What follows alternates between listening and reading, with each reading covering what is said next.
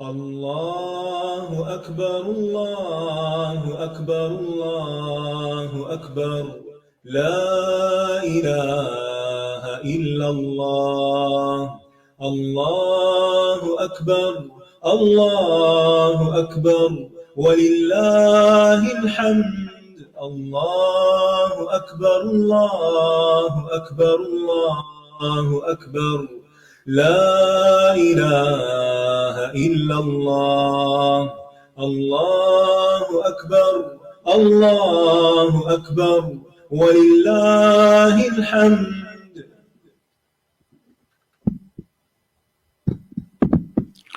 السلام علیکم ورحمۃ اللہ وبرکاتہ.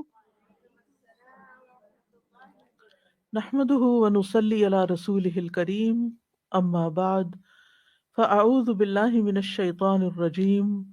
بسم اللہ الرحمن الرحیم.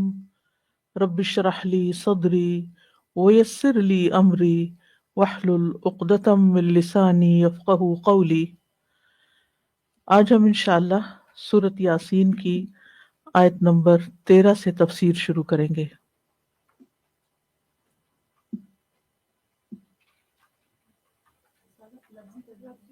لفظی ترجمہ اچھا اوکے. آج ہم آیت نمبر 13 سے لفظی ترجمہ شروع کریں گے سورۃ یاسین کا، جو رکوع نمبر 2 ہے. وَاضْرِبْ اور بیان کیجئے، لہم ان کے لیے، مثلاً ایک مثال، اصحاب القریتی بستی والوں کی، اذ جب، جاءہا آئے ان کے پاس، المرسلون رسول، اذ جب، ارسلنا بھیجا ہم نے، الیہم ان کی طرف، اثنین دو کو، فکذبوہما تو انہوں نے جھٹلا دیا ان دونوں کو، فعززنا تو قوت دی ہم نے، بثالث ساتھ تیسرے کے، فقالو تو انہوں نے کہا، انا بے شک ہم، الیکم طرف تمہارے، مرسلون بھیجے ہوئے ہیں. قالو انہوں نے کہا، ما نہیں ہو، انتم تم، الا مگر، بشر ایک انسان، مثلنا ہماری طرح، وما اور نہیں، انزل نازل کی، الرحمن رحمان نے، من شیئن کوئی چیز، ان نہیں، انتم تم، الا مگر، تکذبون تم جھوٹ بولتے ہو. قالو انہوں نے کہا، ربنا رب ہمارا، یعلم وہ جانتا ہے، انا بے شک ہم، الیکم طرف تمہارے، لمرسلون البتہ بھیجے ہوئے ہیں، وما اور نہیں، علینا ہم پر، الا مگر، البلاغ پہنچا دینا، المبین کھلم کھلا. قالو انہوں نے کہا، انا بے شک ہم، تطیرنا منحوس سمجھا ہے ہم نے، بکم تمہیں، لئن البتہ اگر، لم نہ، تنتہو تم باز آئے، لنرجمنکم البتہ ہم ضرور سنگسار کر دیں گے تمہیں، ولیمسنکم اور البتہ ضرور چھوئے گا تمہیں، منا ہماری طرف سے، عذاب عذاب، علیم دردناک. قالو انہوں نے کہا، طائرکم نحوست تمہاری، معکم ساتھ ہے تمہارے، ان کیا اس لیے کہ، ذکرتم نصیحت کیے گئے تم، بلکہ، انتم تم، قوم لوگ ہو، مسرفون حد سے بڑھے ہوئے. وجاء اور آیا، من اقصا پرلے کنارے سے، المدینتی شہر کے، رجل ایک شخص، یسعی دوڑتا ہوا. قال بولا، یا قومی اے میری قوم، اتبعوا پیروی کرو، المرسلین ان رسولوں کی، اتبعوا پیروی کرو، من ان کی جو، لا یسألکم نہیں سوال کرتے تم سے، اجرن کسی اجر کا، وہم جبکہ وہ مہتدون ہدایت یافتہ ہیں، وما وما اور کیا ہے، لیا مجھے، لا اعبدو کہ نہ میں عبادت کروں، الذی اس کی جس نے، فطرنی پیدا کیا مجھے، وإلیہ اور طرف اسی کے، ترجعون تم لوٹائے جاؤ گے، ااتخذ کیا میں بنا لوں، من دونہ اس کے سوا، آلہتن کچھ الہ، ان اگر یردنی ارادہ کرے میرے ساتھ، الرحمن رحمان، بدر کسی نقصان کا، لا تغنی نہ کام آئے گی، انی مجھے، شفاعتہم شفاعت ان کی، شیئن کچھ بھی، ولا اور نہ، ینقذون وہ بچا سکیں گے مجھے، انی بے شک میں، اذن تب، لفی ضلال البتہ گمراہی میں ہوں گا، مبین کھلی کھلی، انی بے شک میں، آمنتو ایمان لایا میں، بربکم تمہارے رب پر، فاسمعونی پس سنو مجھے، قیلا کہا گیا،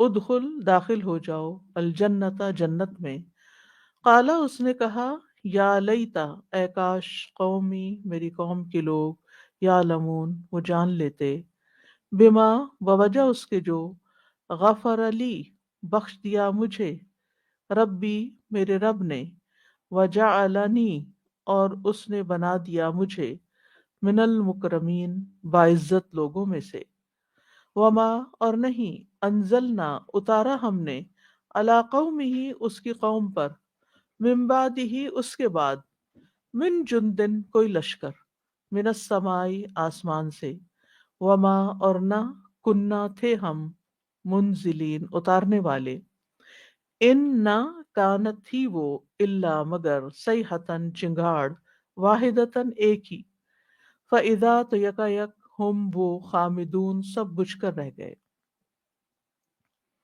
یا حسرتن ہائے افسوس، علی العباد بندوں پر، ما نہیں، یاتیہم آیا ان کے پاس، من رسول کوئی رسول، الا مگر، کانو تھے وہ، بہی اس کا، یستہزئون وہ مذاق اڑاتے، الم کیا نہیں، یرو انہوں نے دیکھا، کم کتنے ہی، اہلکنا ہلاک کر دیے ہم نے، قبلہم ان سے پہلے، من القرون امتوں میں سے لوگ، انہم بے شک وہ، الیہم طرف ان کے، لا یرجعون نہیں وہ لوٹیں گے، وَإِن اور نہیں، کلن وہ سب، لما مگر، جمیعن سب کے سب، لدینا ہمارے ہی پاس، محضرون حاضر کیے جائیں گے۔ تلاوت سنیے اور غور کیجیے۔ واضرب لهم مثلا أصحاب القرية إذ جاءها المرسلون إذ أرسلنا إليهم اثنين فكذبوهما فعززنا بثالث فقالوا إنا إليكم مرسلون قالوا ما أنتم إلا بشر مثلنا وما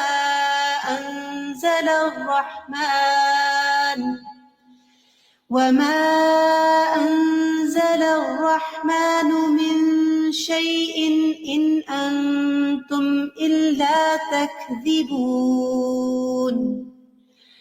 قالوا ربنا يعلم إنا إليكم لمرسلون وما علينا إلا البلاغ المبين قالوا إنا تطيرنا بكم لئن لم تنتهوا لنرجمنكم وليمسنكم منا عذاب أليم قالوا طائركم معكم أئن ذكرتم بل أنتم قوم مسرفون وجاء من أقصى المدينة رجل يسعى قال يا قوم اتبعوا المرسلين اتبعوا من لا يسألكم أجرا وهم مهتدون وما لي لا أعبد الذي فطرني وإليه ترجعون أأتخذ من دونه آلهة إن يردني الرحمن بضر لا تغن عني شفاعتهم شيئا ولا ينقذون إني إذا لفي ضلال مبين إني آمنت بربكم فاسمعون قيل ادخل الجنة قال يا ليت قومي يعلمون بما غفر لي ربي وجعلني من المكرمين وما أنزلنا على قومه من بعده من جند من السماء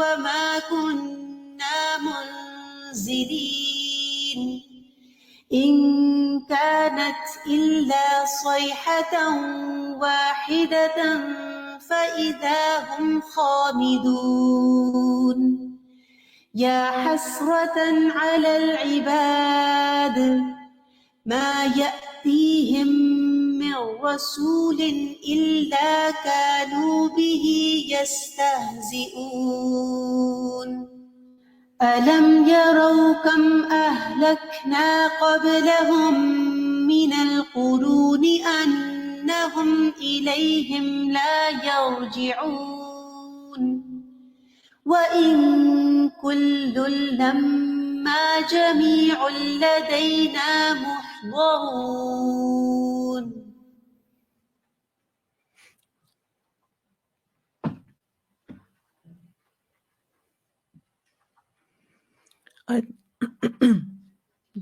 آیت نمبر 13 سے تفسیر. واضرب لهم مثلا أصحاب القرية إذ جاءها المرسلون. اور آپ ان کے لیے بستی والوں کی ایک مثال بیان کیجئے جب ان کے پاس رسول آئے تھے. واضرب نبی صلی اللہ علیہ وسلم سے خطاب ہے. آپ سے فرمایا جا رہا ہے کہ ان کفار مکہ کو ایک بستی والوں کا قصہ سنا دیں جن کی طرف ہماری طرف سے بھیجے ہوئے رسول آئے تھے ان کی ہدایت کے لیے، لیکن انہوں نے اپنے رسولوں کو جھٹلا دیا. اور پھر دیکھیے کہ ان کا انجام کیا ہوا. تو یہ لوگ بھی اس انجام کو اپنے سامنے رکھیں کہ رسولوں کو جھٹلانے کا انجام کیا ہوتا ہے. اور اس کے علاوہ نبی صلی اللہ علیہ وسلم کے لیے تسلی بھی ہے اس میں کہ اگر آپ کی قوم آپ کو جھٹلا رہی ہے تو آپ سے پہلے بھی رسولوں کو جھٹلایا گیا، تو آپ اس بات کی پرواہ نہ کریں. وَاضْرِبْ لَهُمْ مَثَلًا، اور بیان کیجئے ان کے لیے، یعنی ان کی نصیحت کے لیے، مثلاً ایک مثال، یعنی اہل مکہ کے لیے ایک مثال بیان کیجیے. اسی سے لفظ ضرب المثل ہے. ضرب کا معنی ہوتا ہے ایک چیز کو دوسری پر مارنا، اور ضرب المثل کا مطلب ہوتا ہے کسی بات کو اس طرح بیان کرنا کہ اس سے دوسری بات کی وضاحت ہو جائے. یعنی ایک بات کر کے دوسری بات کی وضاحت کر دینا.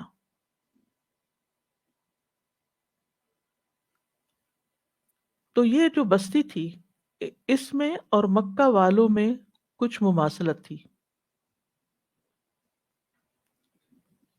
یعنی ان کی طرف بھی رسول بھیجے گئے اور مکہ والوں کی طرف بھی. اس لیے آپ صلی اللہ علیہ وسلم کے ذریعے اہل مکہ کو ان کا قصہ سنایا جا رہا ہے بطور مثال کہ ماضی میں ایک کہانی گزر چکی ہے، اب دیکھو کہ اس کہانی کا انجام کیا ہوا اور اپنا مستقبل سوچو.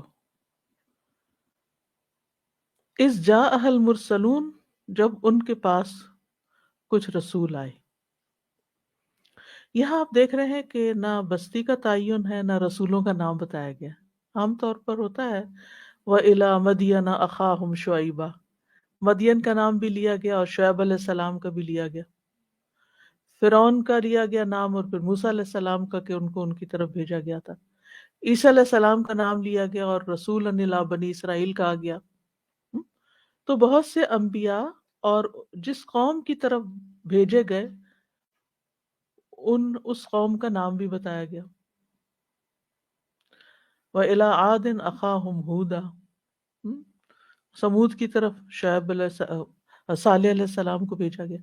لیکن یہاں نہ پیغمبروں کا نام ہے اور نہ ہی بستی کا نام ہے، اور کسی صحیح حدیث میں بھی نہیں ہے.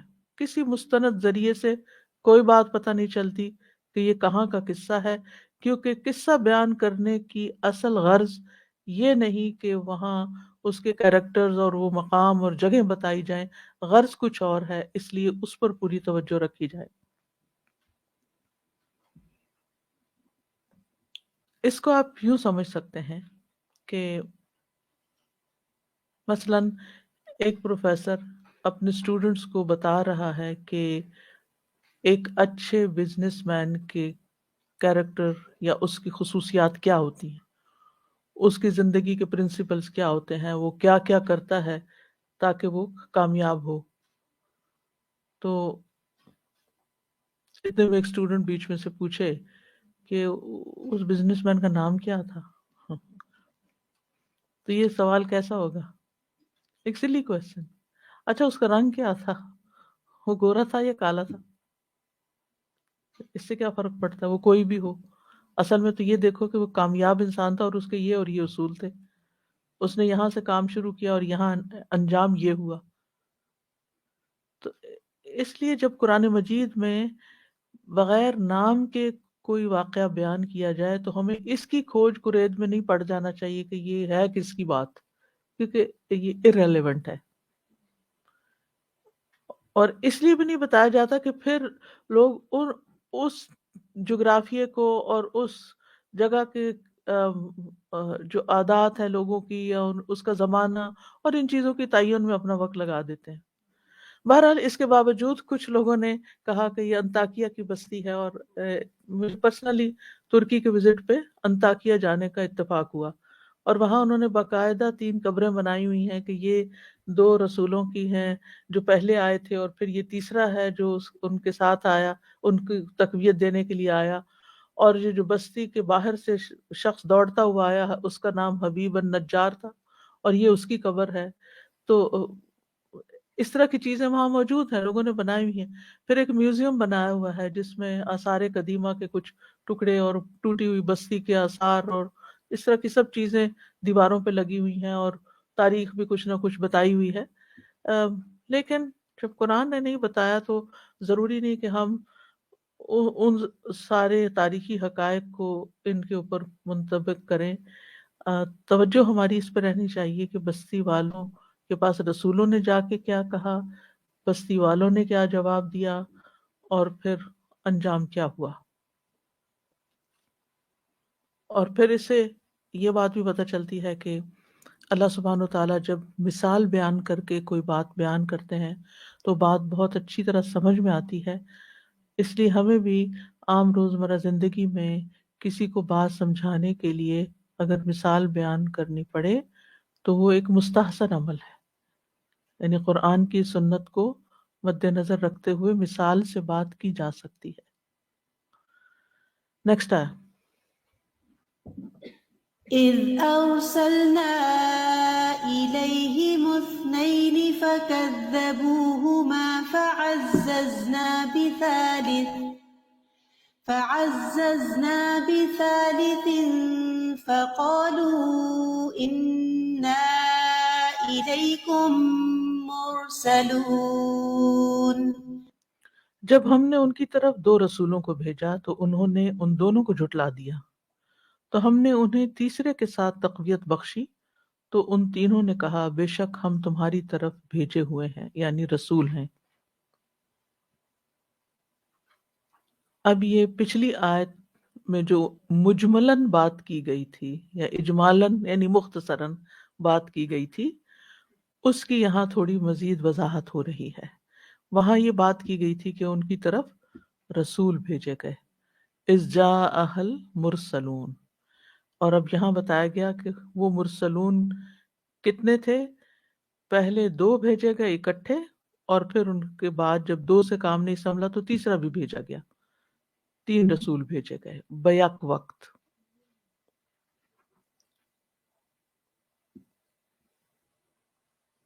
اور مرسل وہ ہوتا ہے جو اللہ کی طرف سے اپوائنٹڈ ہوتا ہے.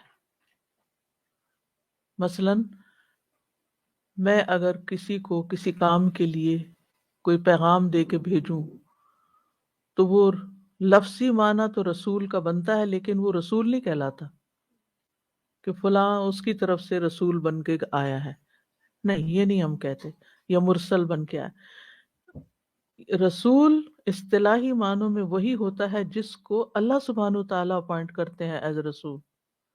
نہ کوئی خود رسول بن سکتا ہے اور نہ ہی کوئی اور کسی کو رسول بنا کے بھیج سکتا ہے، کیونکہ بعض تفاسیر میں آپ پڑھیں گے کہ عیسیٰ علیہ السلام نے اپنے 2 حواریوں کو ان کی طرف بھیجا تھا رسول بنا کر. لیکن اصولی طور پر یہ بات درست نہیں، کیونکہ کوئی پیغمبر کسی کو رسول بنا کر نہیں بھیجتا. اس کی دلیل کیا ہے؟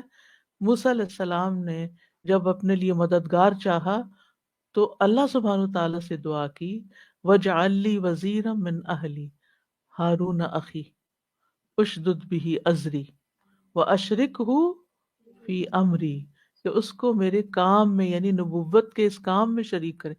مراد کیا ہے کہ آپ ان کو بھی نبی بنا کر بھیجیں، آپ اپوائنٹ کریں ان کو نبی. انہوں نے یہ نہیں کیا کہ اچھا یہ میرا بھائی ہے میں اس کو بھی نبی بنا رہا ہوں. ایسے نہیں ہو سکتا. دنیا میں جیسے بادشاہ وغیرہ لوگ ہوتے ہیں تو وہ اپنے بعد اپنے بیٹے کو، بھائی کو، کسی کو اور کو بادشاہ مقرر کر دیتے ہیں، نائب یا اپنا خلیفہ. لیکن رسالت میں ایسے نہیں کیا جا سکتا. فَكَذَّبُوهُمَا، تو بستی والوں نے ان دونوں رسولوں کو جھٹلا دیا. فَعَزَّزْنَا بِثَالِثٍ، جب انہوں نے ایسا کیا تو ہم نے تیسرے رسول کو ان دونوں کی مدد کے لیے بھیجا. عززنا کے ایک معنی ہے ان کو مضبوطی دی، تقویت دی. ایک معنی یہ بھی ہے کہ ہم نے ان میں اضافہ کر دیا، اور یہ کہ ہم نے ان کو قوت دی.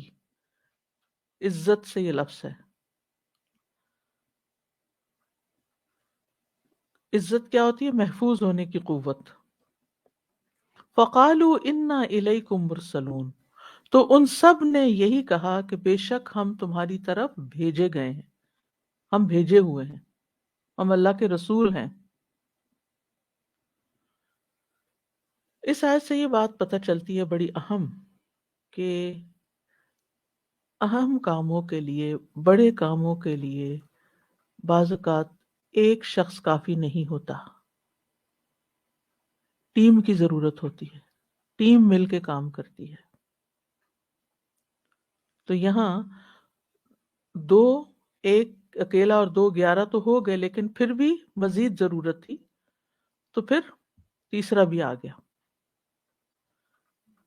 اور نیک مددگار جو ہوتا ہے، اسسٹنٹ جو ہوتا ہے، ساتھی جو ہوتا ہے، اس سے کام آسان ہو جاتے ہیں۔ اس کا فائدہ یہ ہوتا ہے کہ انسان اپنے کچھ کام اس کو ڈیلیگیٹ کر دیتا ہے، یا اہم کاموں میں اس سے مشورہ لیتا ہے۔ تو وزیر کا لفظ وزر سے ہے۔ وزر کس کو کہتے ہیں؟ بوجھ کو۔ تو وزیر فعیل کے وزن پر کیا بنا؟ بوجھ اٹھانے والا، فاعل کے معنوں میں۔ اور اگر مفعول بھی ہو تو وہ جس پہ بوجھ ڈال دیا جائے، ہم؟ یعنی جو بوجھ اٹھانے والا ہے۔ تو چاہے گھر میں آپ ہوں یا آپ کہیں باہر کام کر رہے ہوں، تو دوسروں کو ساتھ ملانا جو ہے یہ ایک بہت بڑی خوبی ہوتی ہے، دوسروں کو ساتھ لے کے چلنا۔ اس میں مشکل ضرور ہوتی ہے۔ بعض ماؤں کو میں نے دیکھا ہے کہ جب وہ کچن میں کام کرتی ہے تو بچوں کو پاس نہیں آنے دے، تم چلو جاؤ سب اندر بیٹھ جاؤ، میں اکیلی ادھر کروں گی کام، تم لوگ شور کرتے ہو، تم لوگ کا کام نہیں آتا۔ اب کیا ہوتا ہے، وہ بچے کبھی ساری زندگی کام نہیں سیکھتے، وہ کچھ نہیں کرنا آتا، نکمے بیکار ہوتے ہیں، کیونکہ نہ انہوں نے ماں کو دیکھا کام کرتے ہوئے، اور نہ ہی کوئی اسکل سیکھی، نہ کوئی طریقہ سیکھا، اور وہ بیکار کے بیکار دوسروں کے سر پہ بوجھ۔ کچھ نہیں آتا ایسے بچوں کو، چھوٹا سا کام بھی ان کے لیے پہاڑ بن جاتا ہے زندگی میں۔ تو ٹھیک ہے، آپ نے اپنی زندگی تو انجوائے کر لی، لیکن دوسروں کی زندگی مشکل کر دی۔ ایسی بچیاں جب دوسروں کے گھر میں جاتی ہیں تو پھر مشکلات پیدا ہوتی ہیں۔ ظاہر ہے کہ وہ نہ شوہر کی خدمت کر سکتی ہیں، نہ اپنے سسرال کو دیکھ سکتی ہیں، نہ کسی آئے گئے کو دیکھ سکتی ہیں۔ تو اب مشکل ہی ہوئی نا سب کے لیے۔ لیکن جو مائیں بچپن سے بچیوں کو ساتھ لگا لیتی ہیں نا کام میں، الٹے مطلب نہیں کام کرنا آ رہا، الٹا کر دیا، غلط کر دیا، پیار سے محبت سے پھر سکھایا پھر سکھایا، کیونکہ کوئی کام بھی ایک دفعہ کرنے سے نہیں آتا، دیکھ کے بھی آتا ہے، لیکن کروا کے پریکٹس پریکٹس پریکٹس، تب انسان ماہر ہوتا ہے، تب وہ بوجھ اٹھانے کے قابل ہوتا ہے۔ تو ٹیم ورک میں سب سے بڑی مشکل یہ ہوتی ہے کہ کچھ لوگ وہ کہتے ہیں مائی وے اور ہائی وے، میں بس یہ کروں گی ورنہ میں تو جا رہی ہوں یہاں سے، مجھے کسی اور کو ساتھ نہیں ملانا۔ کیا ہے، وہ اکیلے بھی سارے کاموں میں پورے نہیں پڑتے وہ لوگ، کہ ایک اکیلا کیسے کر سکتا سارے کام، کبھی یہ پلہ چھٹ جاتا ہے، کبھی وہ چھٹ جاتا ہے، کبھی وہ چھٹ جاتا ہے۔ تو اس لیے بہت ضروری ہوتا ہے کہ زندگی میں دوسروں کو ساتھ ملائیں چاہے مشکل ہو، ان کو سکھائیں چاہے مشکل ہو۔ اس کے دو فائدے ہوتے ہیں، ایک تو اپنا کام کم ہوتا ہے اور انسان کو مزید کوئی اور کام کرنے کا موقع مل جاتا ہے۔ یعنی ایک کام جو آپ نے تجربہ کر لیا، اب آپ نے دوسرے کو ہینڈ اوور کر دیا، آپ آگے بڑھ گئے، آپ کی بھی ترقی ہو گئی۔ اور دوسرا یہ کہ ایک اور تیار ہو گیا، ہم میں سے ہر شخص نے دنیا سے جانا ہے، کسی نے بھی یہاں نہیں بیٹھے رہنا۔ تو پھر ایسا نہ ہو کہ جب ہم نہ ہو تو کچھ کام ہی نہ ہو، یعنی اور لوگ ہوں جو اس کو سنبھالنے والے ہوں، چاہے وہ ہمارا گھر ہو، چاہے وہ ادارہ ہو، چاہے کوئی چیز ہو۔ تو مشکل ضرور ہوگی سکھانے میں، لیکن ان مع العسر یسرا، تنگی کے ساتھ آسانی بھی ہے، آسانیاں بھی بہت ہوں گی اس میں۔ آپ کے نفس پہ گراں گزرے گا، آپ کی جو وہ ایک بادشاہت ہے گھر میں، یا آپ کی جو بڑا پن بنا ہوا ہے، اس میں فرق آئے گا، لیکن اس میں آسانی بھی ہوگی۔ اور جتنے بھی کامیاب ترین انسان ہیں، وہ جیسے وہ یہ بھی کہتے ہیں نا، ہر کامیاب مرد کے پیچھے ایک عورت کا ہاتھ ہوتا ہے، تو وہ یہ وزیر والا ہی کردار ادا کر رہی ہوتی ہے وہ عورت، اور وائس ورثہ بھی ہو سکتا ہے۔ ٹھیک ہے، تو فور فرنٹ پہ تو کوئی ایک آدھی ہوتا ہے، باقی تو پیچھے سے مددگار ہوتے ہیں نا، انصار ہوتے ہیں، اور پھر وہ کام سیکھتے جاتے ہیں۔ تو ایک فائدہ تو یہ کہ دوسروں کو سکھا کے بوجھ ہلکا کیا جائے، دوسرا فائدہ یہ کہ اپنے لیے صدقہ جاریہ بنایا جائے۔ جب آپ نے کسی کو ایک حرف بھی سکھا دیا، آپ نے کسی کو کوئی کام سکھا دیا، تو اب نتیجہ کیا ہوگا اس کا؟ جتنا وہ کام کرے گا وہ آپ ہی کو ثواب ملے گا۔ تو جو شخص اللہ کی خاطر کام کرتا ہے نا، اس کو اس میں کوئی رکاوٹ نہیں ہوتی، وہ خوشی سے کام دیتا ہے دوسرے کو، کہ یہ بھی میرا ثواب ہے۔ الدال علی الخیر کفاعلہ، جو خیر کے کام پہ کسی کی رہنمائی کر دیتا ہے، کسی کو چلنا سکھا دیتا ہے، وہ ایسا ہی ہے جیسے اس نے خود کر لیا۔ کیونکہ بعض اوقات ہم انسیکیور ہوتے ہیں نا، ہم کہتے ہیں اگر کوئی یہ میرے حصے کا کام کرنے لگے تو پھر میری تو بات ہی چلی جائے گی، پھر میرا کیا بنے گا، پھر مجھے کون جانے گا، پھر میری اہمیت کیا رہے گی۔ اہمیت ہمارے بنانے سے نہیں بنا کرتی، محبت ہم نہیں کسی کے دل میں گھول کے ڈال سکتے، یہ رزق اللہ کی طرف سے آتا ہے۔ اور جو جتنا ہی خیر کرتا ہے نا دوسروں کے ساتھ، جس کا دل جتنا کھلا ہوتا ہے، جو دوسروں کے لیے اپنے سے بہتر چاہ رہا ہوتا ہے، وہ ایسی وائبس جاتی ہیں کہ دوسرے خود بخود آپ سے محبت کرنے لگتے ہیں۔ اور جب آپ ہر چیز، آپ کے اندر سخاوت، یہ بھی ایک سخاوت کی قسم ہے، جب آپ کے اندر سخاوت نہیں ہوتی، آپ ہر خوشی اپنے اندر ہی رکھنا چاہتے ہیں، تو پھر دوسروں کو آپ سے کوئی مطلب نہیں۔ کہتے ہیں نا، خیر الناس من ینفع الناس، لوگوں میں سب سے بہترین وہ ہے جو لوگوں کو فائدہ پہنچائے۔ تو ہمیشہ سوچا کریں کہ جو کچھ مجھے اللہ نے سکھایا ہے، اس سے دوسروں کو کیا فائدہ پہنچ رہا ہے۔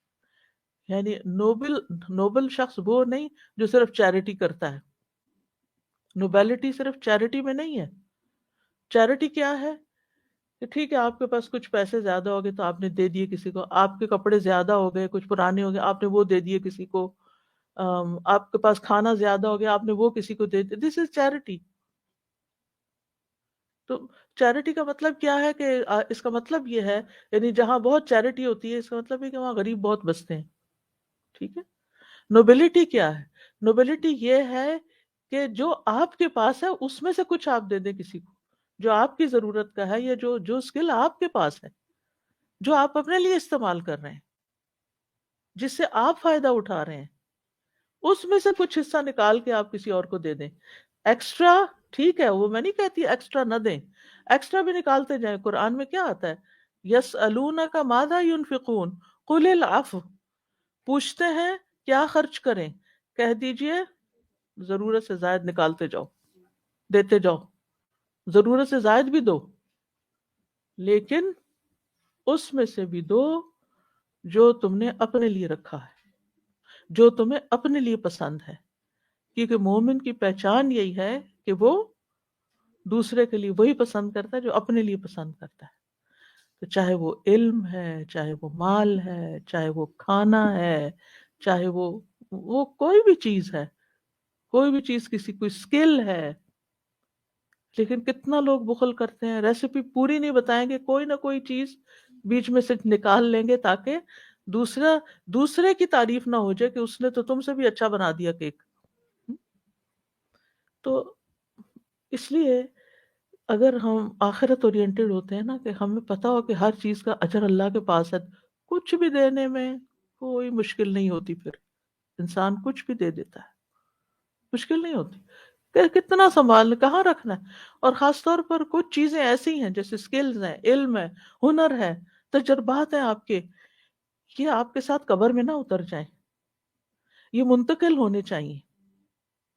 اور یہ صرف اس وقت منتقل ہوگا جب آپ کے ساتھ کوئی لگا ہوا ہو، کوئی مستقل طور پر آپ کے ساتھ ہو جو سیکھ رہا ہو آپ سے۔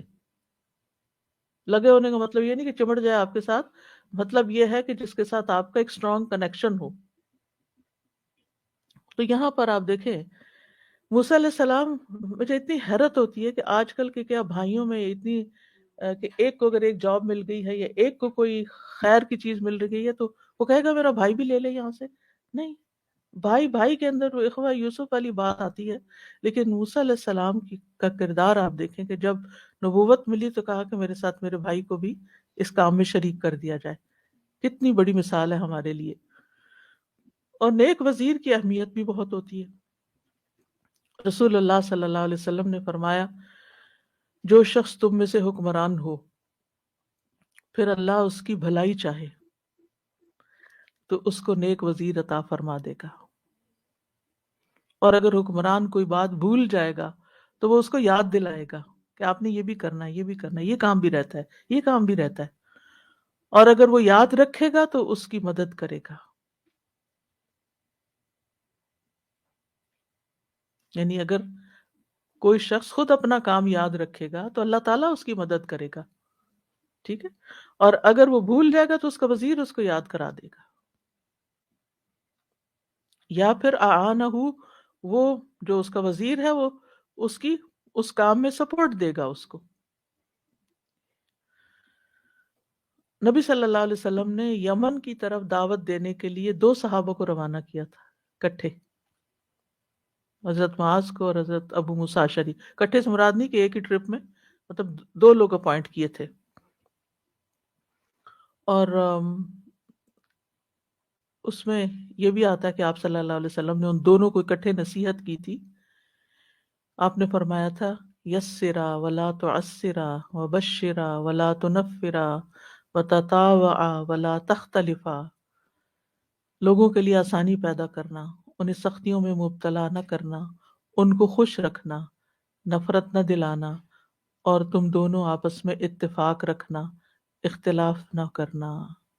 وہاں میں اختلاف نہ. کتنی خوبصورت باتیں ہیں جو ٹیم ورک کے لیے ضروری ہیں.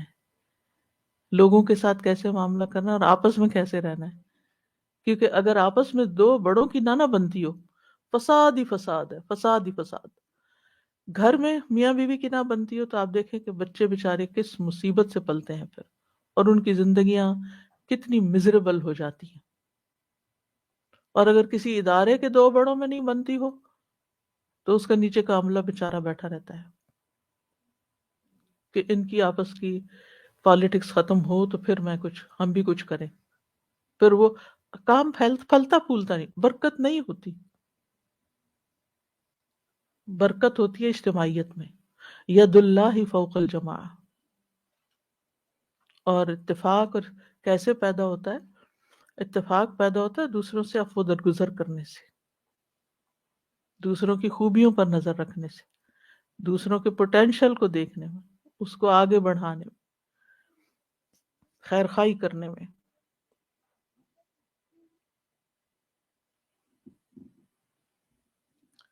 قالوا ما انتم نیکسٹ آیا.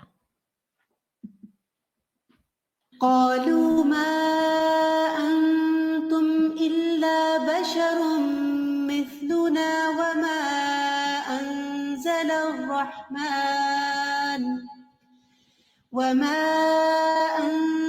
الرحمن من شيء إن أنتم إلا تكذبون. انہوں نے کہا تم ہماری طرح کے انسان ہی تو ہو اور رحمان نے کوئی چیز نہیں اتاری، تم محض جھوٹ بولتے ہو. یعنی صاف انکار کر دیا، ہم نہیں مانیں گے تمہیں، تم تو جھوٹے لوگ. سبحان اللہ، پیغمبر سے زیادہ تو کوئی سچا ہی نہیں ہوتا، اور ان کو الزام دے رہے ہیں کہ تم جھوٹ بولتے ہو. اور پھر قالوا ما انتم الا بشر مثلنا، تکبر اور ہٹ دھرمی سے کہنے لگے کہ تم ہماری طرح کے انسان ہی تو ہو. یعنی تم انسان ہو، رسول نہیں ہو. اور یہ کہ انسانوں کے لیے رسول بننا ممکن نہیں ہے. مطلب کیا تھا کہ رسول ہونے کے لیے کوئی اور مخلوق آتی، کوئی اور مخلوق رسول بن کے آتی. یہ جو اعتراض ہے نا رسولوں پر، یہ تقریباً ہر قوم نے کیا ہے. تم ہمارے جیسے انسان ہی تو ہو، ہم تمہیں کیسے مان لیں. اس کے پیچھے کیا نفسیات ہے؟ تکبر. ہم بھی بڑی چیز ہیں، تم ہمیں کیا سکھانے آئے ہو، تم ہمیں کیا پڑھاؤ. Don't teach me. آج کل تو بچے یہ کہتے ہیں بس اپنا سرمن بند کرو. تو کسی سے ہم کچھ نصیحت نہیں لینا چاہتے، ہم خود جانتے ہیں ہمیں کیا کرنا ہے. ہم اب میچور ہیں. کیا تمہیں جاہل سمجھتے ہو، ہمیں پاگل سمجھتے ہو؟ ما انتم الا بشر مثلنا، ہمارے جیسے ہی انسان. حالانکہ اگر دیکھا جائے تو انسانوں کی رہنمائی اللہ کی طرف سے اپوائنٹڈ رسول جس طرح کر سکتے ہیں، وہ نہ تو فرشتے کر سکتے ہیں، کیونکہ آپ فرشتوں کے ساتھ ریلیٹ ہی نہیں کر سکتے. نہ فرشتے کھاتے ہیں، نہ وہ سوتے ہیں، نہ وہ بیمار پڑتے ہیں، نہ ان کو کوئی غم دکھ پریشانیاں آتی ہیں.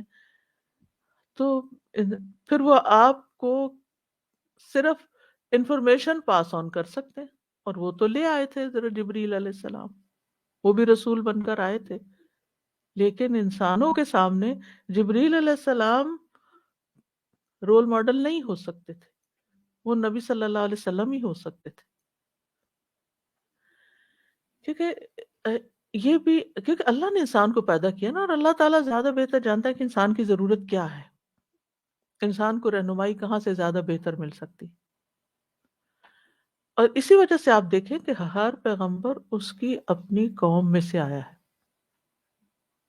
کیونکہ وہ اور زیادہ اس کو ریلیٹ کر سکتے ہیں، کیونکہ انہی کی طرح وہ کھاتا پیتا ہے، انہی کی طرح کی زبان بولتا ہے، انہی کی طرح کا لباس پہنتا ہے، انہی کی طرح کے مسئلے مسائل دیکھتا ہے، تو اس کی بات زیادہ سمجھ میں آتی ہے۔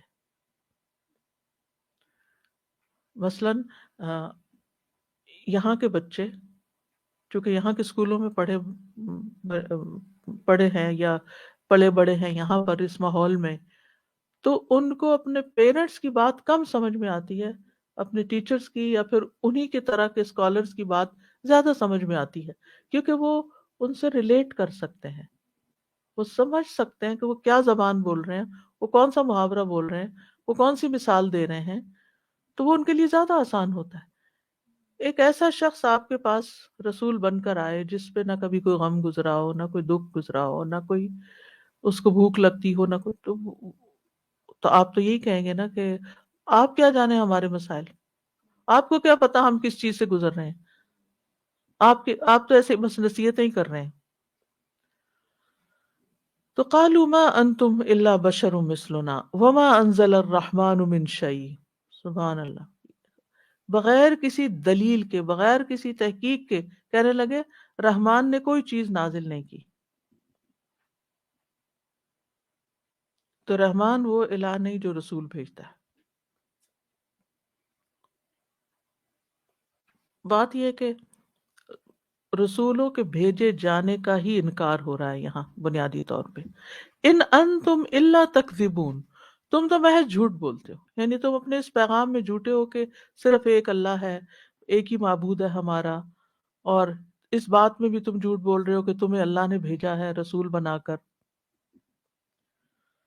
تو اس آیت سے یہ بات پتہ چلتی ہے کہ ہر دور کے کفار اور منکرین کی حالت اور نفسیات ملتی جلتی ہے، چاہے ہزاروں سال پہلے کے ہوں یا آپ کے ہوں۔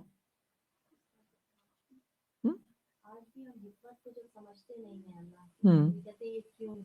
ہاں بالکل، اعتراض یہ نہیں ہو سکتا۔ تو ہر دور کے کفار کا پیغمبروں پر ایک ہی اعتراض رہا ہے۔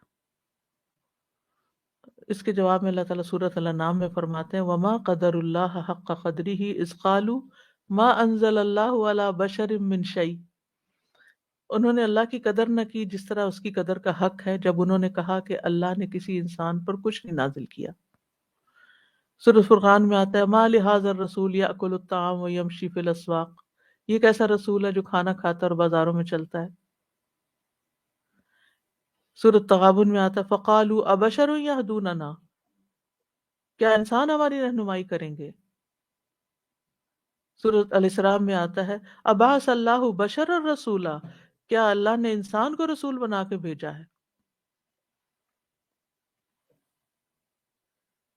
پھر اسی طرح سورۃ مؤمنون میں آتا ہے ما ھذا الا بشر مثلکم یأکل مما تأکلون منہ ویشرب مما تشربون وَلَئِنْ أَطَعْتُمْ بَشَرًا مِثْلَكُمْ إِنَّكُمْ إِذًا لَخَاسِرُونَ، یہاں تک آگے بڑھ گئے، وہ کہنے لگے یہ تو تمہارے جیسا ہی ایک انسان ہے، وہی کھاتا ہے جو تم کھاتے ہو، وہی پیتا ہے جو تم پیتے ہو، ہاں اگر تم نے اپنے ہی جیسے ایک انسان کی اطاعت کی تو یقیناً تب تم ضرور خسارہ پالو گے، ضرور خسارے میں پڑ جاؤ گے۔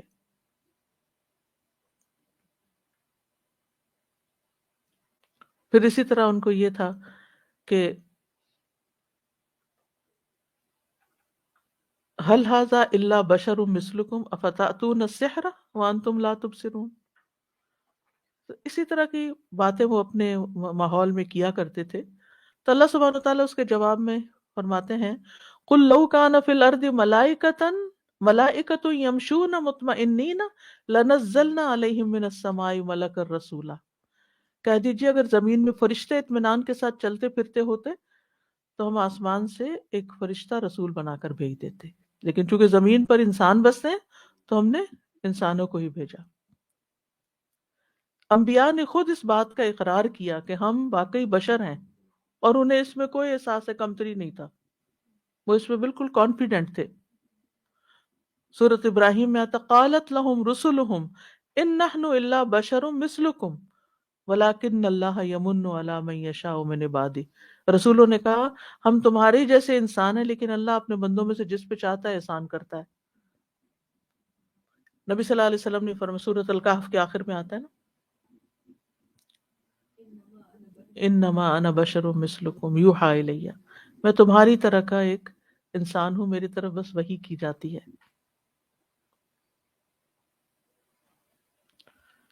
نیکسٹ آیا، کچھ کہنا چاہتے ہیں؟ ہاں کہیے۔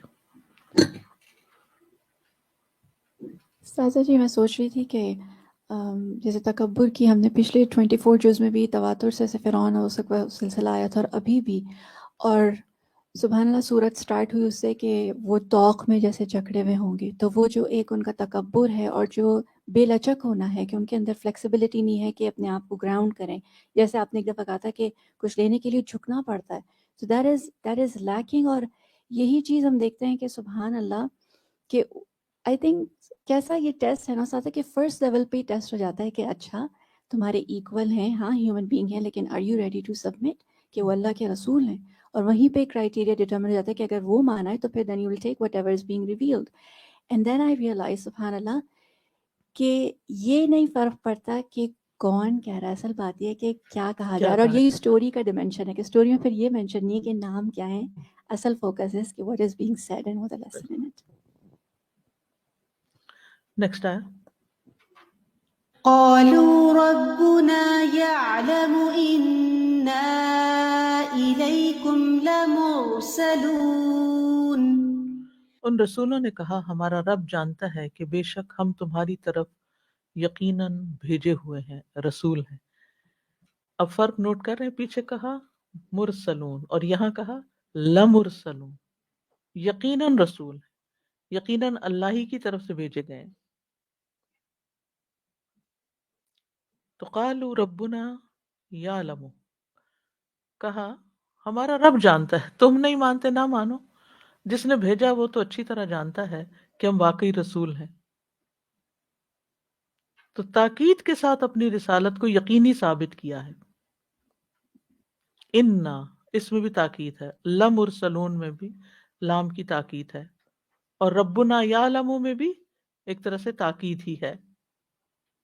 تو جتنی شدت سے قوم نے رسولوں کا انکار کیا، اتنی ہی تاکید سے پیغمبروں نے اپنے آپ کو رسول ثابت کیا۔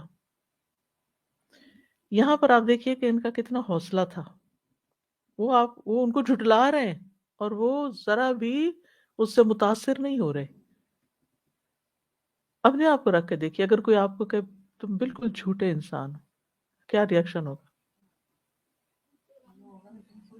ہم تو اسی کا غم منانے بیٹھ جائیں گے کہ مجھے جھوٹا کہہ دیا۔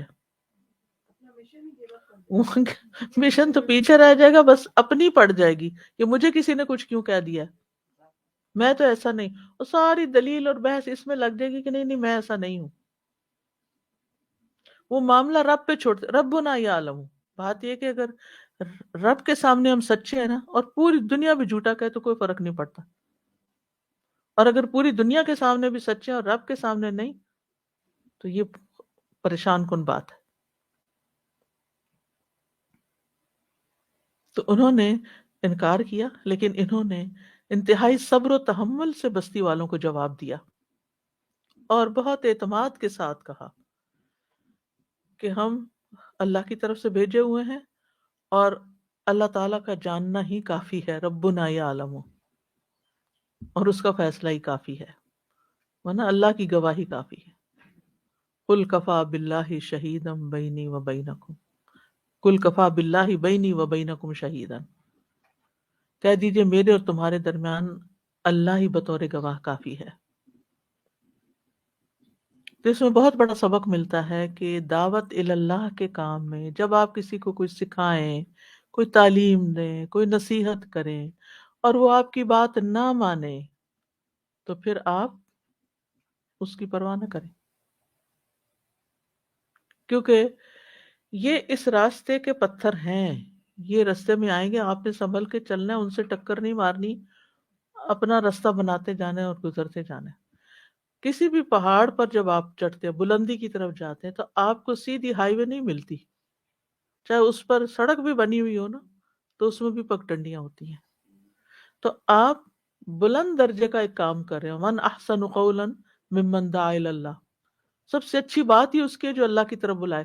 تو جب پیغمبر اللہ کی طرف بلا رہے ہیں تو پھر اس میں رکاوٹیں تو آئیں گی، پریشانیاں تو آئیں گی، پھر ان پہ صبر بھی لازم ہے۔ جو صبر نہ کرے، مشقت برداشت نہ کرے، وہ بلند درجات نہیں پا سکتا۔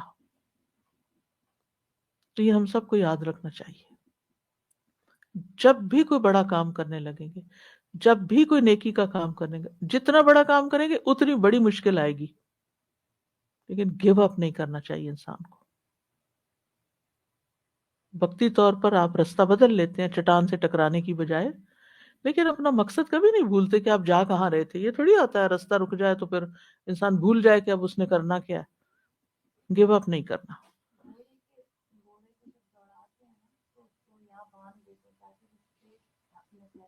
بالکل، جی بالکل، کبھی آپ نے ٹانگے کا سفر کیا ہو تو وہ گھوڑا جو ہے، ویسے بھی گھوڑے کو جب دوڑاتے ہیں تو اس کی آنکھوں کے اوپر آپ نے دیکھا ہوگا وہ رکھا ہوا ہوتا ہے، لگے ہوئے ہوتے ہیں پیڈ، وہ کیا ہوتے ہیں، جی، تاکہ وہ فوکسڈ رہے، سیدھا دیکھے، ادھر ادھر نہ دیکھے، تو بہت ضروری ہوتا ہے، ورنہ آپ ریس ہار جائیں گے۔ رسول اللہ صلی اللہ علیہ وسلم نے فرمایا، تمہیں تعجب نہیں ہوتا کہ اللہ تعالیٰ مجھ سے قریش کی گالیوں اور لعنت ملامت کو کس طرح دور کرتا ہے؟ وہ مجھے مذمم کہہ کے برا کہتے ہیں، مذمم کہہ کے لعنت کرتے ہیں، حالانکہ میں تو محمد ہوں۔ یعنی اس وقت انسان کوئی آپ کو جھوٹا کہے تو آپ کو اگر پتا ہے کہ آپ جھوٹے نہیں ہیں تو آپ کو تو ذرا بھی پریشان نہیں ہونا چاہیے، کیونکہ آپ تو سچے انسان ہیں۔ کسی نے کہہ دیا تو کیا آپ واقعی جھوٹے ہو جائیں گے؟ نہیں، کچھ بھی نہیں ہوتا آپ کو، سچ ایک دن ظاہر ہو کے رہتا ہے۔ کوئی آپ کا نام بگاڑتا ہے تو کیا واقعی آپ کا ہر جگہ نام وہی ہو جاتا ہے آپ کے پاسپورٹ میں، اور وہ سب جگہ تبدیل ہو جاتا ہے، وہاں آپ کا بگڑا ہوا نام آ جاتا ہے؟ کچھ بھی، کہاں تبدیلی آتی؟ کہیں بھی نہیں۔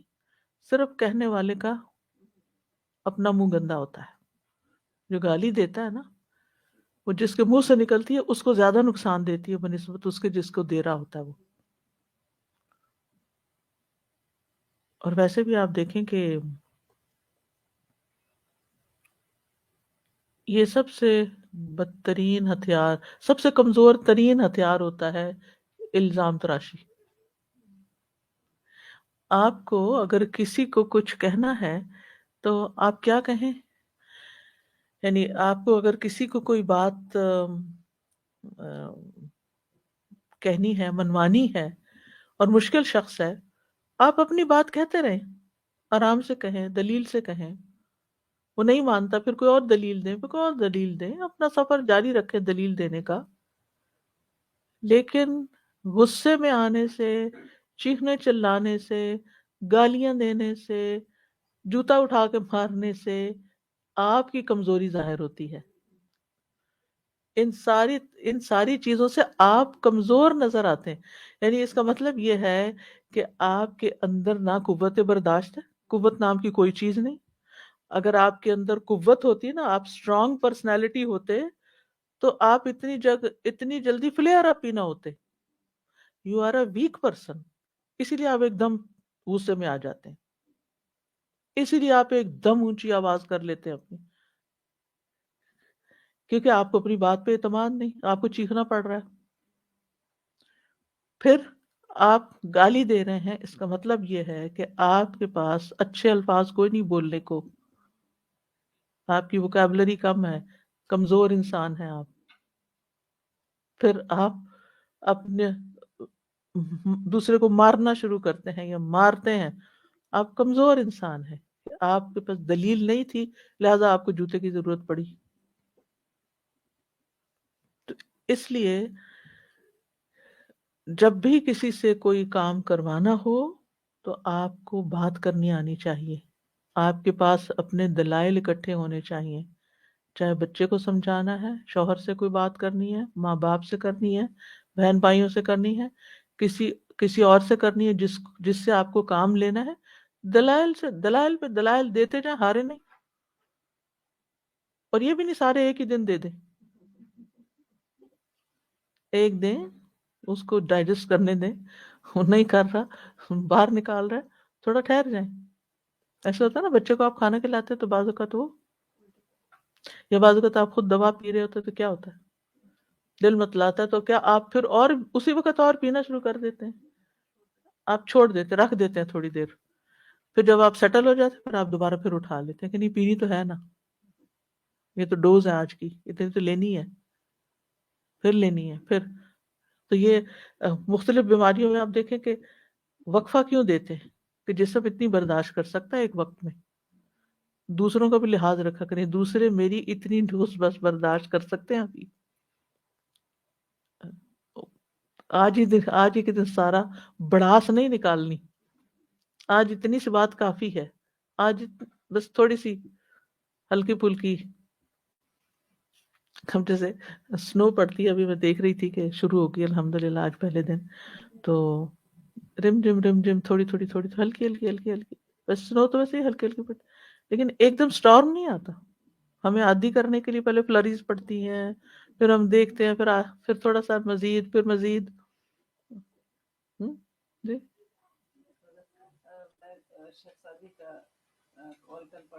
ایک منٹ مائک لیجیے۔ شیخ سعدی کا کال پڑھ رہی تھی کہ باپ کو چاہیے کہ بیٹے کو متی ہونے میں مدد دے، وہ اس طرح کہ اگر وہ تھوڑی سی خیر کرے تو اس کو زیادہ اپریشیٹ کرے، اور اگر زیادہ برا کرے تو اس کو اگنور کرے، تو یہ اس کی کتنی مدد ہے، حکمت والی بات ہے، یہ اس کی مدد ہے۔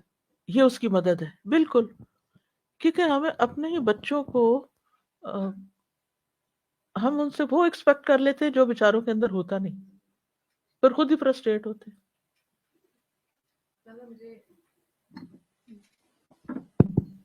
مجھے وہ ایک محاورہ یاد آ رہا تھا کہ زبان کا گھاؤ جو ہے وہ تلوار کے گھاؤ سے زیادہ شدید ہوتا ہے۔ تو میں یہ بھی سوچ رہی تھی کہ اگر انبیاء علیہ السلام ایسے ہوتے، گیو اپ کرنے والے ہوتے، کیونکہ ان کو جتنی تکلیفیں دی گئیں زبانی بھی اور جسمانی بھی، وہ اگر ایسے گیو اپ کرنے والے ہوتے تو آج دنیا کا کیا حال ہوتا، یا ان کے فالوورز جو ہوتے وہ اگر گیو اپ کر دیتے، یا وہ ان چھوٹی چھوٹی بحثوں میں یا ان جھگڑوں میں پڑ جاتے کہ تم ہمارے جیسے انسان ہو، تم ہمیں کیا سکھاؤ گے، یا ایون آج کے دور کے بھی جو علماء ہیں جو دین کا کام مسلسل کر رہے ہیں تمام تر مخالفتوں کے باوجود، تو اگر یہ سب گیو اپ کرنے والے ہو جائیں تو پھر ہدایت تو بالکل ختم ہو جائے، اٹھ جائے گی دنیا سے۔ بالکل، یعنی کسی کا ریاکشن کیسا بھی ہو، کوئی دوا کتنی بھی کڑوی ہو، پرواہ نہیں کرنی، کیونکہ شفا اسی میں ہے۔ سر جی میں سوچ رہی تھی کہ سبحان اللہ، اللہ سبحانہ تعالیٰ نے بھی گیو اپ نہیں کیا، 2 رسولوں کو جھٹلایا تو اللہ تعالیٰ نے تیسرا اور بھیج بھیجا۔ دیا، بالکل، اور پے در پے بھیجے، تترا کا لفظ آتا ہے قرآن میں۔ نیکسٹ آیا، وما علينا إلا البلاغ المبين۔ اور ہمارے ذمہ کھلم کھلا پیغام پہنچا دینا ہے،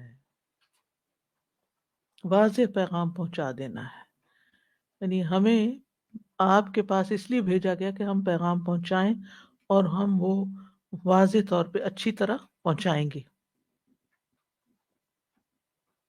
اگر تم مان لو گے تو تمہارا فائدہ ہے، نہیں مانو گے تو اس کا انجام بھی تمہارے سامنے آ جائے گا۔ یہاں پر آپ دیکھیے کہ صرف یہ نہیں کہا گیا وما علینا الا البلاغ، ہم عام طور پر اتنا پڑھتے ہیں وما علینا الا البلاغ المبین، ہمیں صرف پہنچانے کی فکر نہیں ہونی چاہیے، ہمیں یہ بھی دیکھنا چاہیے اپنے پارٹ پر کہ جو ہم پہنچا رہے ہیں وہ بھی صحیح طور پر پہنچا رہے ہیں کہ نہیں، دوسرے کو بات سمجھ آئی بھی ہے یا نہیں، کیونکہ بعض اوقات ہم اپنے جس ماحول میں رہتے ہیں نا، جو ہم نے اپنی کنوینئنس کے لیے ٹرمینالوجی اختیار کی بھی ہوتی ہے، اس وکیبلری رکھی بھی ہوتی ہے، وہی ہم ایک آؤٹ سائڈر کے ساتھ استعمال کرنا شروع کر دیتے ہیں، اور وہ اس کو پوری طرح بات میں نہیں سمجھ آتی. پھر ہم اس کو صحیح طرح دیکھتے نہیں، سمجھتے نہیں اس کی نفسیات کے. یہ سر تو ہلا رہا ہے، مگر اس سے پوچھے تو صحیح کہ آپ کی بات اس کو پہنچی بھی ہے کہ نہیں، کتنی سمجھی اس نے بات. تو تبلیغ کے کام میں ابلاغ مبین کی بہت زیادہ امپورٹنس ہے کہ حق ادا کریں آپ، کہ بات دوسرے کی سمجھ میں آئے. کچھ لوگوں کو اپنا امیج بنانے کی بڑی فکر ہوتی ہے، وہ اپنا امیج بنانے کے لیے مشکل مشکل لفظ بولیں گے. ہاں یعنی کہ اور زبان بیچ میں کہیں فرینچ کا کوئی جملہ بول دیں گے، کبھی عربی کا بول دیں گے، کبھی کوئی اور بول دیں گے. اب ایک عام بندہ جو ہے اس کو تو کوئی سمجھ نہیں آئے گی، وہ آدھی بات سنے گا، آدھی نہیں سنے گا، آدھی سمجھے گا، آدھی نہیں سمجھے گا. اسی لیے آپ دیکھیں کہ قرآن حالانکہ اللہ کا کلام ہے، لیکن کیسی زبان میں ہے کہ ایک کم پڑھے لکھے کو بھی سمجھ آ جاتا ہے اور ایک ہائیلی ایجوکیٹڈ کو بھی سمجھ آتا ہے. اور ابلاغ کا یہی طریقہ ہوتا ہے، ابلاغ دین کا. اور اس میں سب سے پہلی چیز ہے یہ کہ بات وہ کریں، بات ایسی کریں، اس طریقے سے کریں کہ دوسرے کو سمجھ آئے، اس کے لیے مشکل نہ پیدا کریں. بشرا ولا تنفرا، یسرا ولا تعسرا. نیکسٹ آیا. قالوا إنا تطيرنا بكم لئن لم تنتهوا لنرجمنكم وليمسنكم منا عذاب أليم. انہوں نے کہا بے شک ہم تمہیں منحوس سمجھتے ہیں، اگر تم باز نہ آئے تو ہم ضرور تمہیں سنگسار کر دیں گے، اور ضرور تمہیں ہماری طرف سے عذاب پہنچے گا. یعنی جب بستی والے دلیل کے ساتھ جواب نہیں دے سکے، جواب تھا نہیں ان کے پاس، تو دھمکی دینے پہ اتر آئے، جیسے کہ فرعون نے کیا تھا کہ میں تمہارے سولی چڑھا دوں گا تمہیں. تو انہوں نے بھی کہا کہ اگر تم اپنے اس کام، اس پروگرام سے باز نہیں آئے، اس دعوت سے باز نہیں آئے، تو ہم تمہیں پتھر مار مار کے ہلاک کر دیں گے، اور تمہیں ہمارے ہاتھوں دردناک سزا سے دوچار ہونا پڑے گا. اس سے اندازہ لگائیں کہ بستی والوں نے کس بری طرح رد کی تھی بات. قالوا انا تطیرنا بکم، پہلے تو کہا تم جھوٹے ہو، اب کہا تم منحوس بھی ہو. انا للہ و انا الیہ راجعون. اللہ کے بھیجے ہوئے رسولوں کے ساتھ یہ سلوک کتنی بڑی بات ہے. یہ مثال صرف مکہ والوں کے لیے نہیں، مثال ہمارے لیے بھی ہے جو دین کا کام کرتے ہیں، کہ کس طرح کے ریاکشن آتے ہیں سامنے سے، کیسے جواب دیتے ہیں لوگ. تطیرنا کا لفظ جو ہے یہ تطیر سے ہے. تطیر کہتے ہیں نحوست پکڑنے کو. یعنی ہم، اچھا اس کو عام فہم دیکھیں ذرا.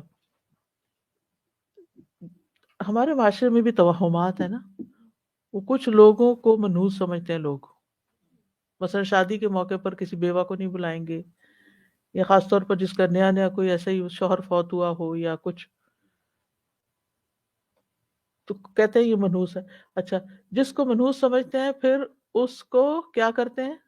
اپنے سے دور رکھتے ہیں، اس کی شکل بھی نہیں دیکھنا چاہتے. ایسے ہی ہے نا. تو جب انہوں نے کہا نا ہم تمہیں منحوس سمجھتے ہیں، ہم تمہیں دیکھنا بھی نہیں چاہتے. ان ادر ورڈز تم ہمیں اپنی شکل بھی نہ دکھاؤ، ہمیں کچھ نہ کہو، لیو اس الون.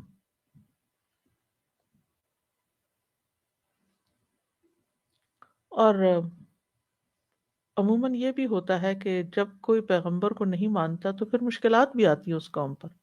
تو یہ بھی ہو سکتا ہے کہ کوئی چھوٹی موٹی مشکلات آئی ہوں جس کی وجہ سے انہوں نے بلیم ان کو کر دیا ہو کہ تمہارے آنے سے پہلے تو یہ ہم امن چین سے رہ رہے تھے، مزے میں تھے، تمہارے آنے کے بعد ہم پر مشکلیں آ گئی ہیں.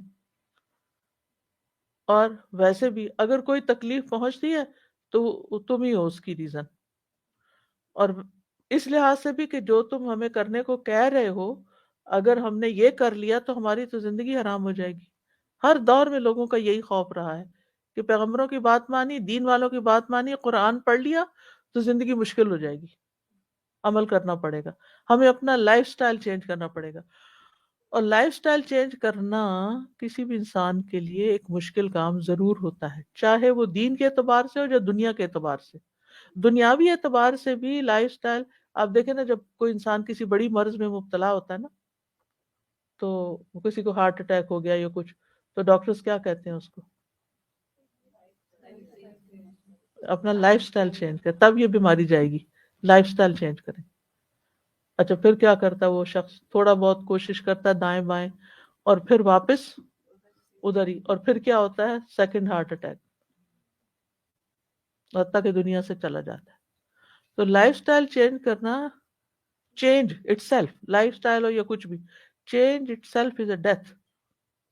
چینج کرنا اپنے آپ کو، اپنی عادتوں کو، اپنے کھانے پینے کے طریقوں کو، اپنے پہننے کے اوڑھنے کے طریقوں، یہ بہت مشکل کام ہوتا ہے. اس کے لیے بہت بڑی موٹیویشن چاہیے ہوتی ہے، تب یہ کام ہوتا ہے. تو جب تک اللہ کی محبت نہ ہو، آخرت کی فکر نہ ہو، خشیت نہ ہو، تو اپنے طور طریقے بدلنا ایک مشکل کام ہوتا ہے. اب مثلاً جو حجاب نہیں لیتا، اگر آپ اس کو کہ حجاب لیں تو اس کے لیے کتنا مشکل ہے نا. لیکن اگر کوئی موٹیویشن ہوگی تو وہ کر بھی لے گا.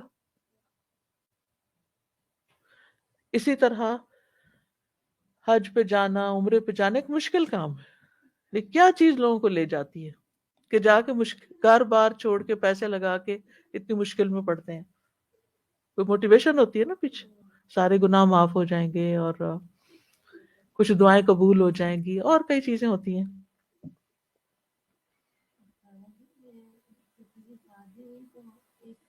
مائک دیجیے. ابھی کسی کی شادی ہوئی جی. تو وہ ایک بچی کے ہسبینڈ کی ڈیتھ ہو گئی تھی نا، تو سب کی پکچرز کھینچ رہی تھی تو اس کو نہیں بلا رہے تھے نا. کہنے لگے کہ نہیں ابھی اس کی نئی نئی ڈیتھ ہوئی ہے، تو کہنے کا مطلب کہ شادی جا رہی ہے تو اس کے ابھی بٹھانا اس کے ساتھ صحیح نہیں ہے. اس کو سمجھ رہے ہیں جیسے استغفر نعوذ اللہ. باللہ، موت اس کے ہاتھ میں تھی. وہ جی اگر اس کے کنٹرول میں کچھ ہوتا تو وہ مرنے دیتی. ہاں، کہنے نہیں ابھی یہ نحوسیت ہوتی ہے، پاس بٹھانا نا. اچھا ٹھیک ہے، تو اللہ تعالیٰ کے کام ہے. اسی طرح جس عورت کا بچہ پیدا نہیں ہوتا، تو جب کوئی بیبی پیدا ہوتا ہے تو اس کو آنے نہیں دیتے دیکھنے کے لیے. ڈیورس کے بعد بھی ایسے ہی کرتے ہیں.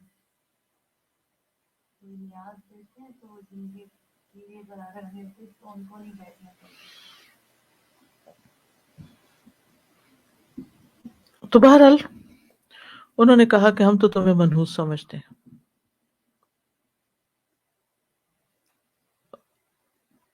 عرب کے منافقین اور کفار بھی نبی صلی اللہ علیہ وسلم کے بارے میں اس طرح کی باتیں کیا کرتے تھے. سورۃ النساء میں آتا ہے وَإِن تُصِبْهُمْ سَيِّئَةٌ يَقُولُوا هَٰذِهِ مِنْ عِنْدِكَ، اگر انہیں کوئی برائی پہنچتی ہے تو کہتے ہیں یہ آپ کی طرف سے ہے. قوم سمود نے بھی اپنے نبی سے ایسا ہی کہا، اطَّيَّرْنَا بِكَ وَبِمَن مَّعَكَ، ہم تجھ سے اور جو تیرے ساتھ ہیں ان سے برا شگون لیتے ہیں.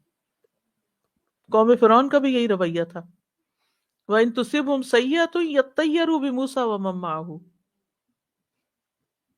سورۃ الاعراف میں آتا ہے لَئِن لَّمْ تَنْتَهُوا لَنَرْجُمَنَّكُمْ. مزید دھمکی. اب آپ دیکھیں پروگریشن ہو رہی ہے. پہلے جھوٹا کہا، پھر منحوس کہا، پہلے کہا کہ تمہاری بات نہیں سننا چاہتے، تم جھوٹے ہو، پھر کہا منحوس ہے تمہیں دیکھنا نہیں چاہتے، اور اب کیا کہا اگر پھر بھی نہیں باز آتے تو ہم تمہیں پتھر مار مار کے مار دیں گے. اب تشدد پہ آمادہ ہو گئے. پہلے زبانی باتیں تھیں، غضب کا غیظ غصہ، اور اب جوتا اٹھا لے. Next stage.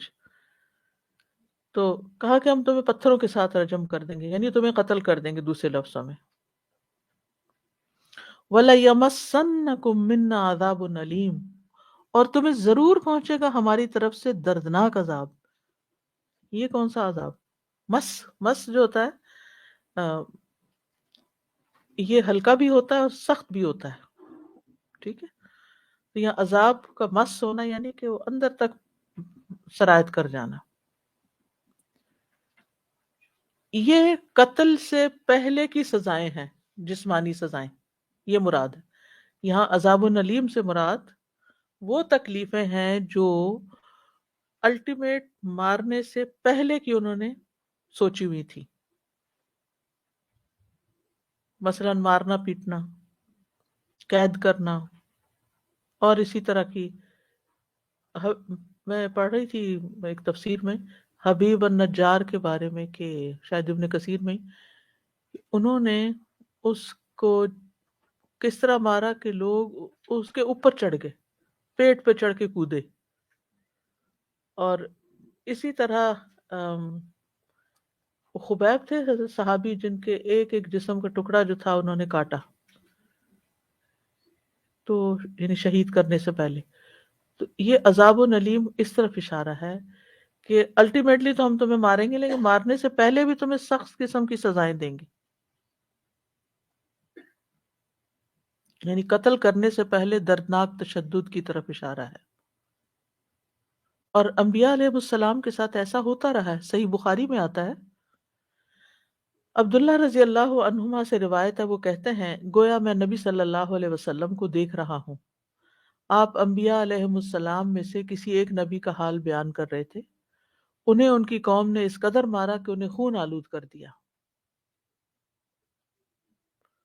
مگر وہ اپنے چہرے سے خون صاف کرتے جا رہے تھے اور کہہ رہے تھے اے اللہ میری قوم کو بخش دے کیونکہ وہ لا علم ہے.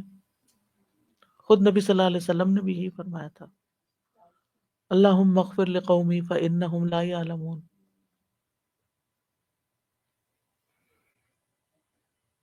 یہ لیوے دینا کسی کو کہ یہ اس کو پتہ نہیں ہے اس لیے یہ ساری حرکتیں کر رہا ہے، یہ جانتا نہیں ہے. ہم کسی کے بارے میں یہ گمان کریں گے یہ نا سمجھ ہے اس لیے کر رہا ہے. کئی عقل مند مائیں یہ کرتی ہیں، نا سمجھ ہے نا اس لیے ایسی حرکتیں کرتا ہے. چھوڑو تم کیا کرتے ہو، کیا مقابلہ کرتے ہو. دو بچے لڑ پڑے نا تو بڑے کو سمجھاتے ہیں یہ بھی نا سمجھ ہے، چھوڑو اس کو، جانے دو، معاف کرو. تو اس آیت سے یہ پتہ چلتا ہے کہ جو انبیاء علیہ السلام کا جن قوموں کے ساتھ واسطہ پڑا، ان قوموں نے پیغمبروں کی جس طریقے سے مخالفت کی اس میں ڈرانا دھمکانا بھی شامل ہے، اور نصیحت پہ غور کرنے کی بجائے صرف ضد پہ آ گئے. پھر یہ کہ بدفعلی اور نحوست جو ہے اس کا تذکرہ ہے. ہم جانتے ہیں ہمارے دین میں نحوست لینا کسی چیز سے یہ شرک ہے، کہ یہ چیز منحوس ہے، انسان منحوس ہے، اور بدشگونی کی وجہ سے کسی کام کو روکنا نہیں چاہیے.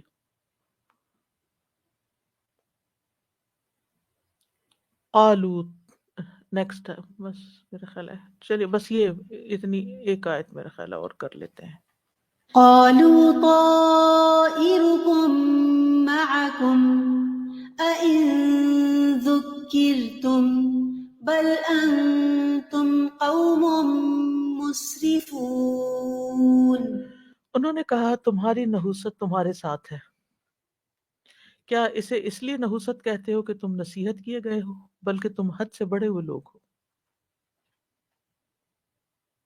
یعنی جس چیز کو تم نحوست سمجھ رہے ہو وہ پیغمبروں کی وجہ سے نہیں ہے، وہ تمہارے اپنے ہی کرتوتوں کی وجہ سے ہے. یعنی اگر کسی چیز کو تم نحوست سمجھ رہے ہو کہ مصیبتیں آ گئی ہیں تم پر، جیسے بعض لوگ کہتے تھے، بعض مفسرین نے کہا کہ ان سے بارش رک گئی تھی یا قحط سالی ہو گئی، تو یہ تمہارے اپنے گناہوں کی وجہ سے. جیسے قوم فرعون پہ کئی مصیبتیں آئیں تو ان کے اپنے گناہوں کی وجہ سے تھیں.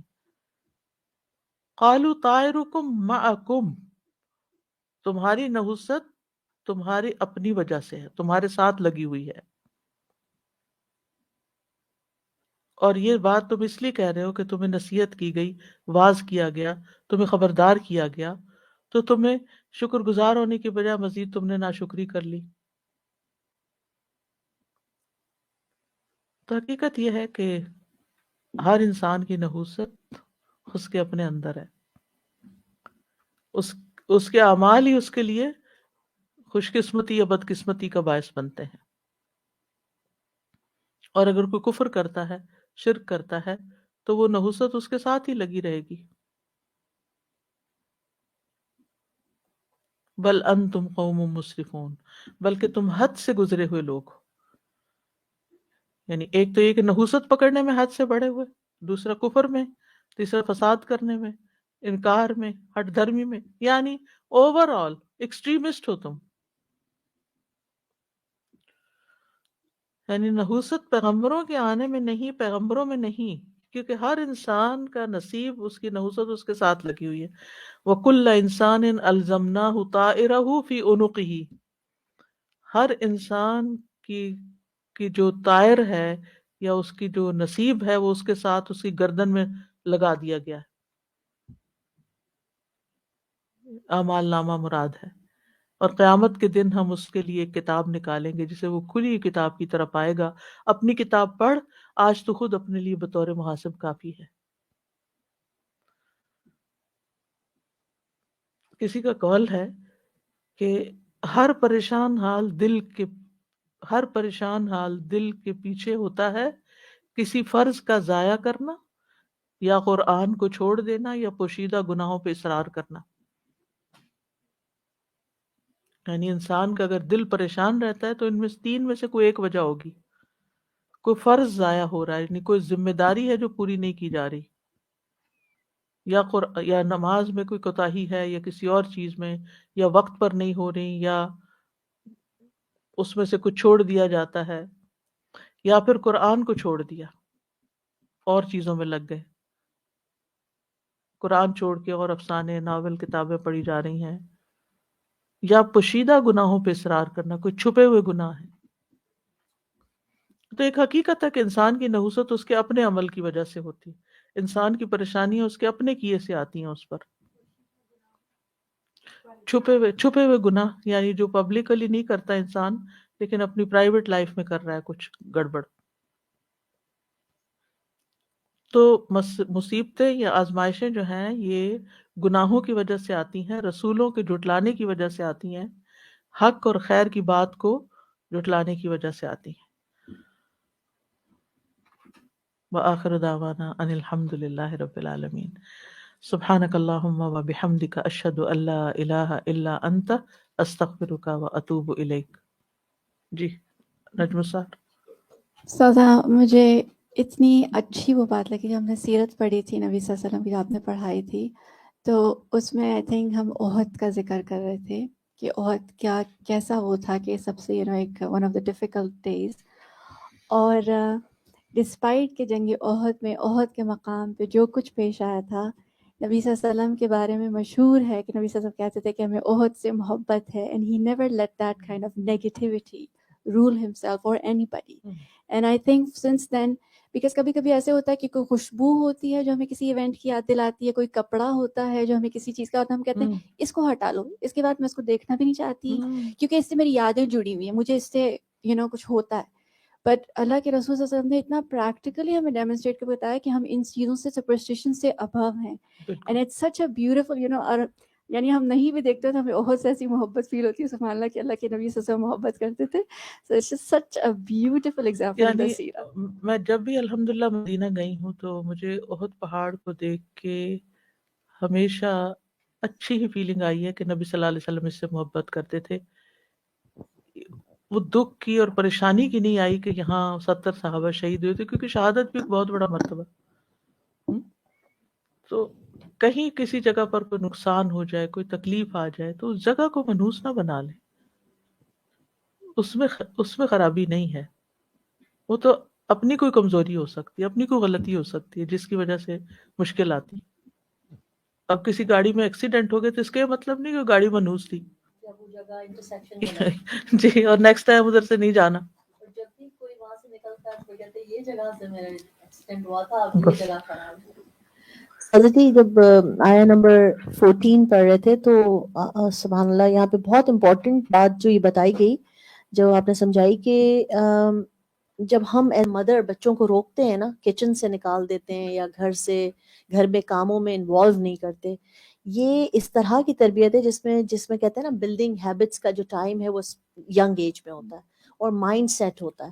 تو میں سوچ رہی تھی کہ اور اسپیشلی جب جن لڑکیوں کی شادی بہت جلدی عمر میں ہو جاتی ہے تو اور اگر انہیں بدقسمتی سے یا کیا کہیں گے کہ انفارچونیٹلی ایسی کوئی ماں مل جاتی ہے وہاں پر ساس کہ وہ چاہتی ہے کہ لائک جیسے آپ نے کہا بادشاہت اپنی رکھنا، تو اس میں کیا ہوتا ہے اسے کسی چیز میں انوالو نہ کرنا اور اسے الگ رکھنا، ہمیشہ وہ ایلینیٹڈ ہو اس گھر کے اندر کہ I am not part of the kitchen اور دا ورلڈ، اس سے پوری لائف پہ اتنا بڑا اثر پڑتا ہے. سو مینی کیسز میرے سامنے آئے ہیں جس میں وہ لڑکیاں کہتی ہیں کہ we don't know how to cook, because شروع کی زندگی کے 5-10 سال ساتھ رہے، ساس کے ساتھ رہے تو وہ کام نہیں کیے تو انہیں یہ کہا گیا کہ چمچہ نہ ہلانا، چمچہ جو ہے وہ میں نے ہی ہلانا ہے، دیکھ میں نہیں بنانی دیکھچی. تو اس سے کیا ہوتا ہے کہ کھانا بنانے کی ان کی کانفیڈنس ہمیشہ کے لیے ختم ہو گیا، and they feel like I can't make this thing ever. اور دوسرا یہ کہ بچوں کے اندر یہ دیکھا گیا اگر آپ نے اپنی بچیوں کو سکھایا ہے یا نہیں سکھایا تو آنے والی کو ہی سکھا دیں، یا اس کو یا ہیلپ کرنے کیونکہ دیں. ہر بچی اپنے گھر سے ایک اور طرح کا کھاتی پیتی آتی ہے، آپ کے گھر کا نمک مرچ فرق ہوتا ہے، ڈفرینٹ ہوتا ہے، تو اس طرح کا سکھا دیں اس کو. جی بالکل، اسے اپنے پیروں پہ کھڑے ہونے دیں اگر وہ جلدی ایج میں آپ کے گھر آ گئی. اور دوسرا یہ کہ بوائز کو یہ کہا جاتا ہے کہ kitchen is not for you, یا پلیٹ دھونا نہیں ہے تمہیں، یہ تمہارا کام نہیں، لڑکیوں کا کام. یہ بھی مائیں ہی انسٹل کرتی ہیں بہت بچپن سے کہ بیٹا آپ نے یہ سب کام نہیں کرنے، آپ جاؤ، آپ اپنا کمرے میں جاؤ، اب کھانا کھا لیا بس کھڑے ہو جاؤ. پھر کچھ مائیں ایسے بھی کرتی ہیں کہ بچے کو بالکل کھانا تک نکال کے بھی دیتی ہیں، ہاں اینڈ یہ چمچہ ایک تک عجیب نہیں عادت ہلانے ہوتی ہے، دیتی. جی، اور میں نے یعنی پرسنلی اس دیکھا. قدر کوفت ہوتی ہے کہ یعنی جس نے کھانا ہے اس کو اتنی آزادی بھی نہیں کہ بیچارہ اپنی مرضی سے کم یا زیادہ نکال لے، جی، وہ دوسرا ڈال کے دے رہا ان ہے. کا میری کانفیڈنس شیک کر دیا ہے کہ وہ کہتے ہیں ماما آپ نکال، دعوتوں میں بھی جائیں گے آپ نکالیں ورنہ ہم گرا دیں گے. اینڈ اٹس لائک 15 خوف بیٹھ گیا نا. 20 ایئرز آف لائک ایج. کون کہتا ہے یہ کہ ہم کھانا گرا دیں گے نکالتے ہوئے، because they never took it out. So all these institution جو ہمارا ہے نا وہ ماں ہے. ماں کے پاس سے جب بچہ نکلتا ہے 10-12 سال کا، یہ سارا کانفیڈنس لے کے نکلتا ہے کہ میں یہ سب کر سکتا ہوں، میں ایک انڈا بھی بنا سکتا ہوں، میں اپنے لیے روٹی بھی گرم کر سکتا ہوں. And there is no gender discrimination کہ لڑکا کرے یا کیا لڑکی نبی صلی کرے. اللہ علیہ وسلم اپنے گھر میں نہیں کرتے تھے یہ سب؟ ٹھیک ہے، جزاکم اللہ خیرن، بارک اللہ فیکم. السلام علیکم ورحمۃ اللہ وبرکاتہ. اللهم صل على محمد وعلى آل محمد كما صليت على إبراهيم وعلى آل إبراهيم إنك حميد مجيد. اللهم بارك على محمد وعلى آل محمد كما باركت على إبراهيم وعلى